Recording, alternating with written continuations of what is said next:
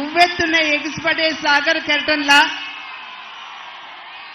ఎప్పుడెప్పుడు ఈ వైఎస్ఆర్సీపీ ప్రభుత్వాన్ని గద్దె దించుతామా అనేటువంటి కసిని గుండె నిండా నింపుకుని ఇక్కడికి కూటమిని ఆశీర్వదించడానికి వచ్చినటువంటి సోదర సోదరీమణులందరికీ ఎందరో మహానుభావులు అందరికీ వందనములంటూ మీ అందరికీ ముందుగానే నమస్కారాలు నేను తెలియజేస్తున్నాను. ఆంధ్ర రాష్ట్రాన్ని అనేక సందర్భాల్లో ప్రకృతి వైపరీత్యాలు దెబ్బతీసినటువంటి విషయం మన అందరికీ తెలుసు.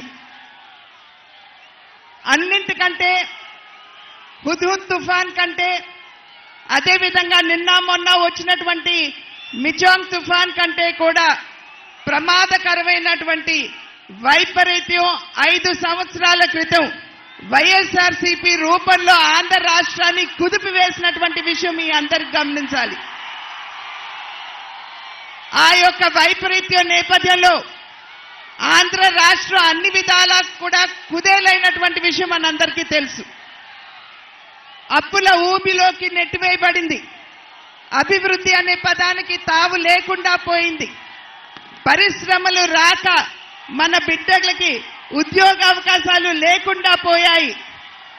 ఒకానొక సందర్భంలో అభివృద్ధికి మారుపేరుగా ఉన్నటువంటి ఆంధ్ర రాష్ట్రం ఇవాళ తలలేని మొండన్లా, రాజధాని లేని రాష్ట్రంలా మిగిలిపోవటం ఎంత దౌర్భాగ్యమో మనం అందరం కూడా ఒక్కసారి గమనించాలి.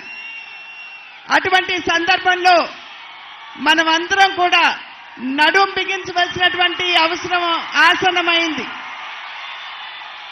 రాష్ట్రానికి మార్పు అవసరం. ప్రజాహితే హితం రాజ్ఞః ప్రజానాం చ సుఖే సుఖం నాత్మ ప్రియం హితం రాజ్ఞః ప్రజానాం చ సుఖే సుఖం అని చెప్పి మన పెద్దలు చెప్పారు. అంటే దీని అర్థం రాజు తనకిష్టమైనటువంటి పరిపాలన కాదు, ప్రజల ఆకాంక్షల మేరకు పరిపాలన అందివ్వాలి అని చెప్పి ఏదైతే మన పెద్దలు చెప్పారో అటువంటి పరిపాలనని మనం రాష్ట్రంలోకి తీసుకురావాల్సినటువంటి అవసరం చాలా ఉన్నది.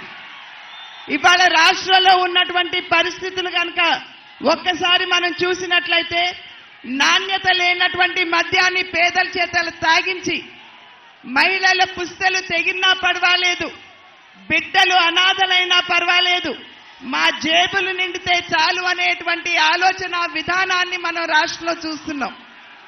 ఏ వర్గానికి కూడా న్యాయం చేసేటువంటి అవకాశం లేదు. బీసీ కమిషన్కి కేంద్ర ప్రభుత్వం చట్టబద్ధత ఇస్తే రాష్ట్రంలో ఉన్నటువంటి బీసీ కమిషన్కి చట్టబద్ధత ఇవ్వకుండా బీసీ కులాలకి ఏ విధంగా వైఎస్ఆర్సీపీ ప్రభుత్వం అన్యాయం చేస్తుందో ఒక్కసారి మనం గమనించాలి. ఎస్సీ కులాలకి సంబంధించి ఒక ఎస్సీ డ్రైవర్ని హత్య చేసి అనంతబాబు అనేటువంటి ఎమ్మెల్సీ డోర్ డెలివరీ చేస్తే ఆ కుటుంబానికి నేటి వరకు కూడా న్యాయం చేసేటువంటి పరిస్థితి ఇవాళ రాష్ట్రంలో లేదు అని చెప్పి మనం గమనించాలి. ఈ రకంగా చూసినట్లయితే ఏ వర్గానికి కూడా ఏ రంగానికి కూడా రాష్ట్రంలో న్యాయం జరగడం లేదు అనేటువంటి విషయం మనకి సుస్పష్టంగా అర్థమవుతుంది. కనుకనే ఖచ్చితంగా మార్పు అవసరం.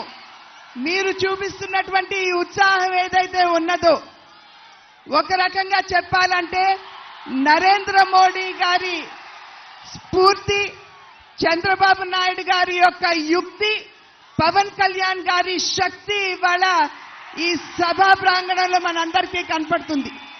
ఈ ఉత్సాహాన్ని యథావిధిగా మనం కొనసాగించాలి.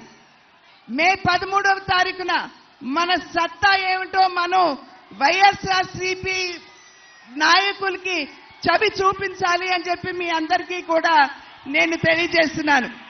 ఒక రకంగా చెప్పాలంటే నేను చాలా అదృష్టవంతురాలిని అని చెప్పి నేను భావిస్తాను. ఎందుకంటే ఆదికవి నన్నయ్య నడయాడినటువంటి పుణ్యభూమి కందుకూరి వీరేశలింగం గారు, అదేవిధంగా ప్రకాశం పంతులు గారు, చిలకమర్తి లక్ష్మీ నరసింహమూర్తి గారు, వారందరూ నడియాడినటువంటి పుణ్యభూమి. అన్నింటికంటే మిన్నగా మా తండ్రి గారు, మీ అన్నగారైనటువంటి నందమూరి తారక రామారావు గారు అమితంగా ప్రేమించినటువంటి ప్రాంతం ఇది.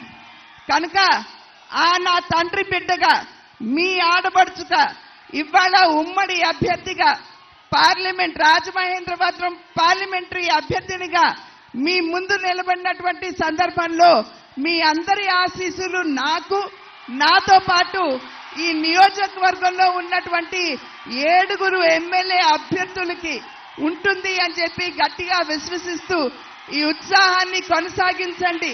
మే 13వ తారీఖున మీ సత్తాన్ని చాటండి అని చెప్పి ప్రార్థిస్తూ సెలవు తీసుకున్నాను. జై హింద్.